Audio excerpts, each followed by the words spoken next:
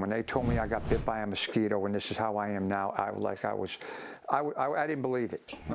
A Cahaba Heights man who was hospitalized with West Nile virus is now back at home tonight after spending 6 weeks in 2 separate rehab facilities. Yeah, he's sharing a story with CBS 42 senior reporter Amy Heibel. She's live at the Jefferson County Department of Public Health tonight. Amy, there have been 3 cases of West Nile reported in Jefferson County. That's right, Sherry, and 21 cases reported in the entire state in the year 2025. Now, the deputy health director out here, Dr. Wesley Williford, says cases are actually underreported. He tells me that about 80% of people who come into contact with West Nile virus don't even get sick. That certainly wasn't the case for Gus Clary, who works as a maintenance manager at a local apartment complex. And as I was coming across, I dropped halfway along that fence line.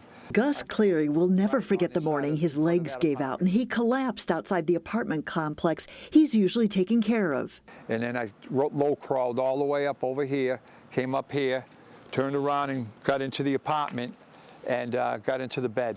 Cleary's family rushed him to urgent care. The lady came out who was a nurse practitioner. She said, "Can you not get up and walk?" No. They looked right at Krista and they said, "Take him right to UAB or the emergency room at St. Vincent's." He remembers having a fever and talking with a doctor in the emergency room. Told him I couldn't move my legs. I was just out of it. Cleary says he was diagnosed with West Nile virus. After nearly 2 weeks in the hospital, he was taken to Lakeshore Rehabilitation Hospital. They started teaching me how to transfer, which means going from a wheelchair to a bed. They would actually get me up on a stander, where I could at least try to stand.